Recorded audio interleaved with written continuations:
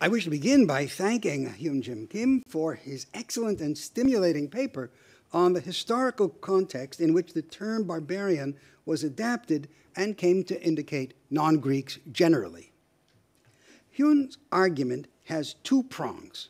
On the one hand, he proposes an original derivation of the word barbaros as a loan word from Persian based on the root bar, cognate with Greek phero and the English bear in the sense of carry, and used more specifically in Persian to designate the payment of taxes to the central government. That's prong one.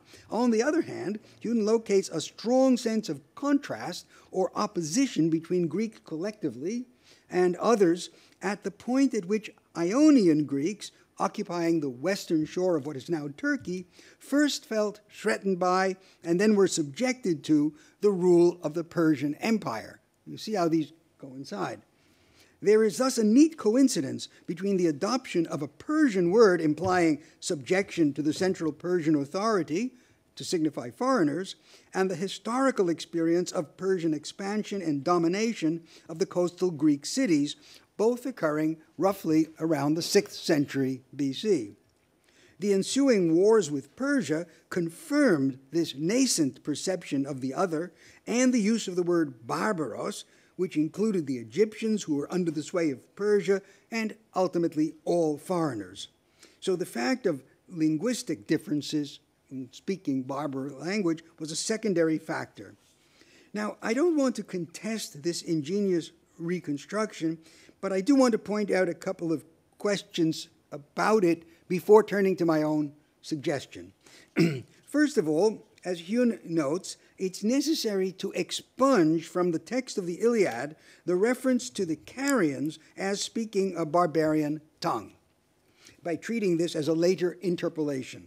Now, shortly before this verse, Homer remarks that Iris, the messenger goddess, was sent by Zeus in the form of Polites to advise Hector to have each of the leaders of the Trojan allies give orders to his own people, since they speak a multitude of languages.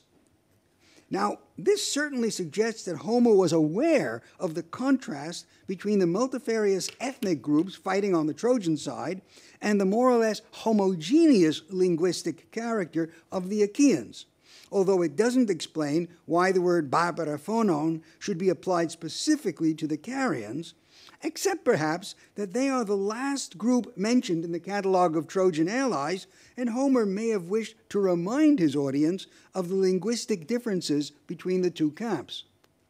Moreover, at the beginning of the third book, which follows pretty much directly on the occurrence of the word barbaraphonon, Homer describes the Trojans as racing into battle with loud cries and shrieks, like birds or like the cranes that attack the pygmies, whereas the Achaeans march forth in silence and full of menace.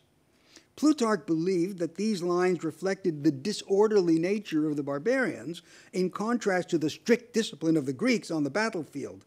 But Homer may have been capturing as well the strange sounds produced by the Trojans and their allies, their foreignness intimated by the allusion to the distant pygmies. Again, in Book 4, Homer contrasts the silent advance of the Achaeans, who obey in fear the orders of their marshals, with the clamorous marching of the Trojans, who bleat like sheep, since Homer says they have a multitude of languages. So there's surely a sense in the Iliad of a common Greek identity based on a shared language. Now, an emphasis on language continued to be an aspect of the term barbaros. In a fragment of Aristophanes' Babylonians, quoted later, the term barbaristi, or in the barbarian manner, modifies the word meaning to screech, and it's reminiscent of some Homeric passages.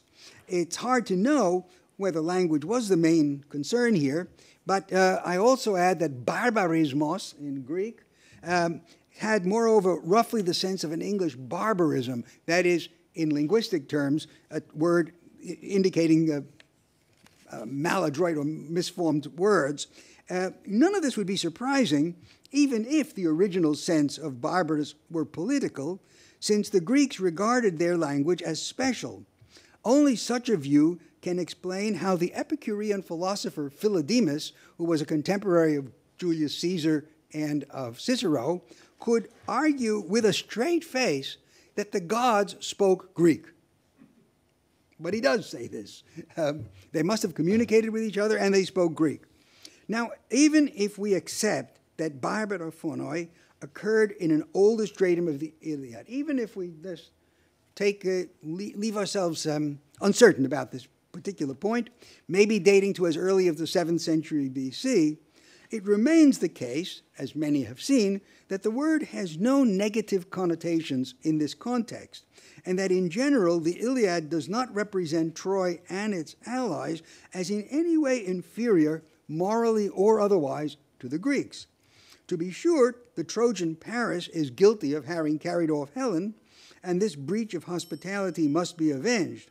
But there is nothing to suggest that the Trojans as a whole are to be condemned. Greeks and Trojans worship the same gods, and some of the most important ones, like Apollo, take the side of the Trojans.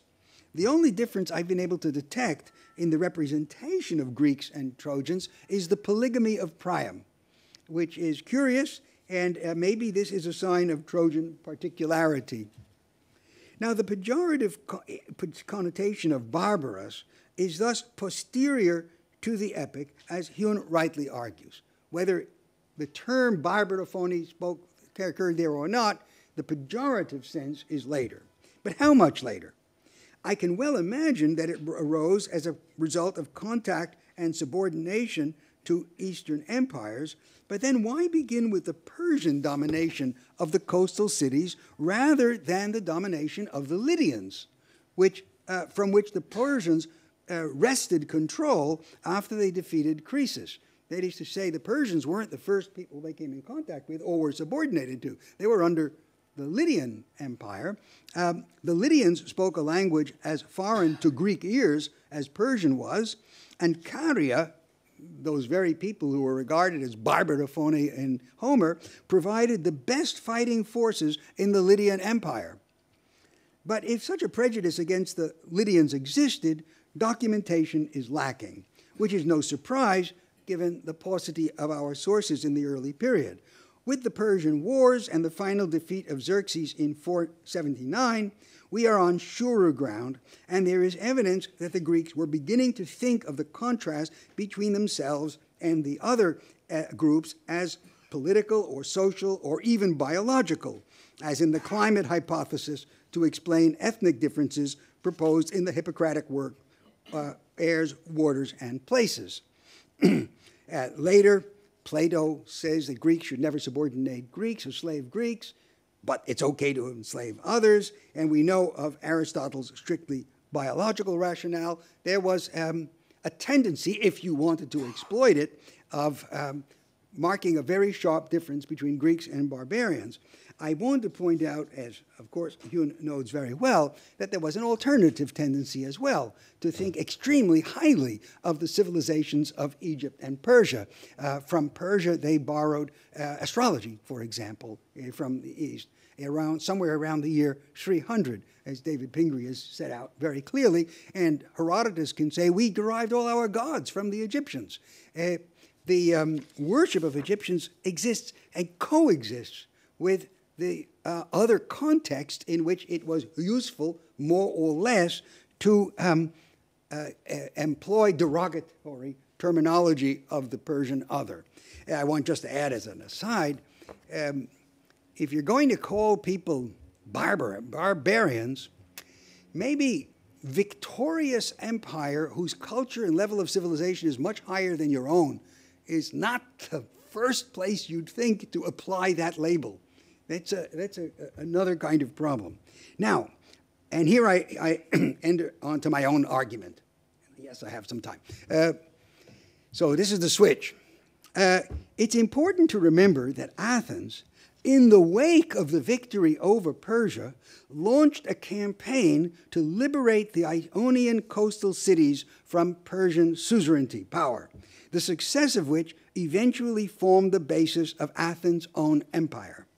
I would like to suggest that this was perhaps the key moment and context in which the opposition between Greek freedom and barbarian servitude emerged, not merely as a result of contact between the two powers, or even the Persian War, but as part of a conscious ideological or propaganda campaign to justify to themselves, to the Ionian cities they were committed to freeing, and to other Greek cities such as Sparta that may have entertained suspicions of Athenian intentions. So what I'm arguing here is there were political, self-conscious motives for adapting a term already used in linguistic and perhaps other contexts of the foreigner to a highly negative and pejorative sense, not as a result directly of the Persian Wars and the Greek victory, but rather as part of an imperial strategy on the part of the city of Athens to justify its intervention and ultimate construction of its own empire with the coastal cities of Anatolia.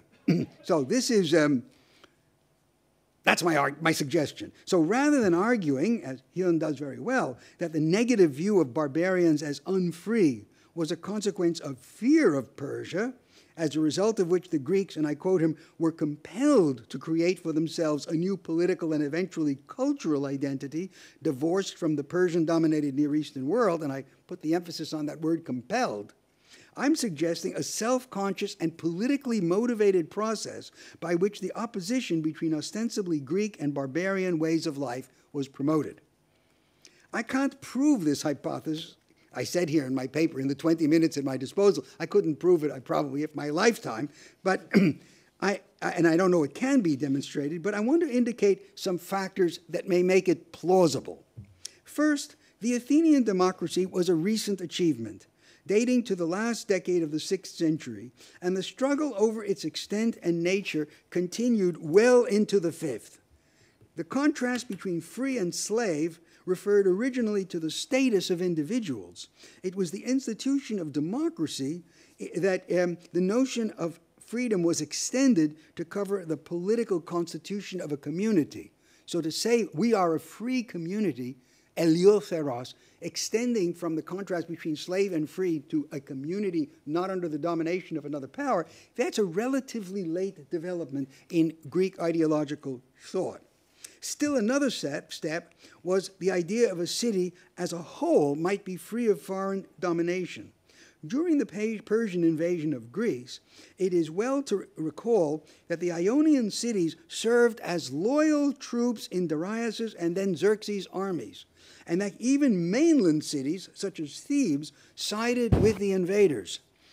It was only with the defeat of Persia that it became possible to think of drawing the coastal cities of Ionia out from under Persian rule, something that not all of them eagerly embraced. And that's also important to recognize. As Kurt Raaflaub wrote in his splendid book, The Discovery of Freedom in Ancient Greek, and I quote him, "No euphoria broke out among those who were to be liberated, and allied actions were more often than not resembled forced liberations." And Raaflaub continues, later the theme of liberty was used for propagandistic purposes to justify its exact opposite, the oppression of the allies. As Athens consolidated its power over the allied cities, its citizens came to view their empire as crucial to their freedom, and Athens came to be regarded by other cities as the tyrant city. All the while, Athens continued to exploit the notion that the cities now subject to its rule were free because they were no longer under the authority of the barbarians. Hyun points out, I quote, that the non-Athenian and non-Ionian Herodotus maintained that Athens was originally occupied by non-Hellenic Pelasgians and that the Dorians were the true Greeks. The Athenians, in turn, affirmed that they had always occupied their present territory and were autochthonous, that is, born from the land.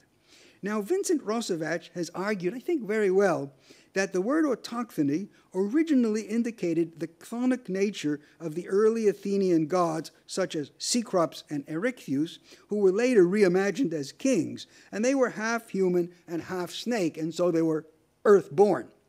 Only later did the Athenians redefine the notion to signify that they had always lived in the territory of Attica and that as a people they were literally sprung from the earth. And Roosevelt dates this transformation of the meaning of the term to sometime in the 5th century.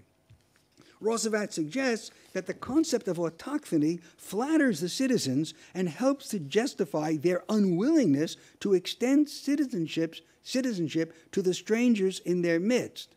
And I add, but it also grants them an authority as native Greeks, whose identification with the land underpins the contrast between themselves and the Persians across the sea. What's more, as Carol Dougherty notes, autochthony served also to redefine Athens' relationship to its subject cities, these very Ionian cities, insofar, and I quote her, as it describes Athens' local origins as specifically non-Ionian, even as the Athenians sought to represent themselves as the natural leader of the Ionian Federation on the basis of their common origins. It's a double story here. There's the story of Athens as the founding brothers of the Ionians, and Athens as the only true autochthonous population. This never applies to the Ionians on the coast. So we need, I suggest here that we may contrast Pericles' funeral oration in Thucydides, pronounced at the end of the second year of, well, in the second year of the Great War with Sparta. I will pass over this very quickly to leave time for discussion, but Pericles doesn't refer to the autochthony of the Greeks, Athenians. And I think there's a reason why he doesn't. He goes for the cultural unity of the Greeks. We are the people who don't mind what other people do. We have local freedoms. I quote a few things. Our government extends to ordinary life. We don't exercise a jealous surveillance on one another. It's all character-based. It is, to be an Athenian is to accept certain values. And I have suggested, tentatively, that this may be because it wasn't only Athenians who had died in that war. Metics, that is, resident aliens from various cities, served in that war as well. And while they weren't buried in the common burial ground that was reserved for the 10 tribes, they were dying and they were standing there, and their mothers and fathers and brothers and sisters and children were also had to be addressed. And you couldn't say, only we Athenians born of the earth are the ones we're lamenting here. So that's a suggestion of mine, but it's nevertheless the case that Pericles is still exploiting the free nature of the Athenians, as he redefined it, to justify Athens' leadership of other Greeks. So to conclude, there are many situations in which a people will be moved to define itself as different from and better than foreigners.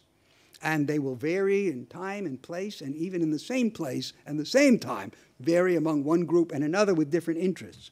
Fear of a hostile power is doubtless one of them, involving a kind of compensatory disparagement of a more powerful enemy. Imperial ambition, I suggest, is another. Professing scorn of outsiders encourages subordinate states to identify with the ruling power and pride themselves on their superiority to a common enemy. It may be particularly useful where there are internal divisions in the polities that are being brought under control, since it provides an ideological weapon for those who wish to ally themselves with the metropolis.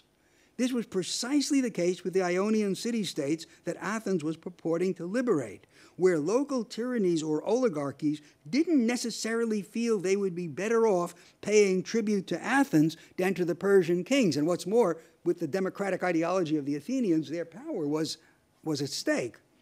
As I confessed earlier, I don't have evidence that I would need to prove that the derogatory sense of the term barbaros arose precisely in the context of Athens' move to free the Ionian cities after the Persians were repulsed.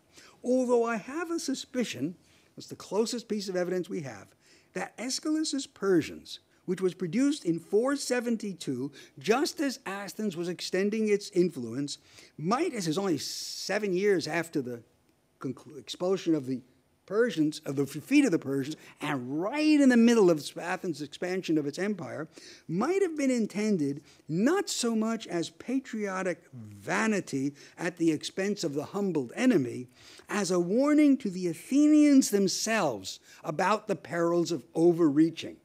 You see what happened to Darius? You see what happened to Xerxes? Don't let that happen to you. I'm reading the Persians here in a way that my former colleague, Charles Fornara, read Herodotus.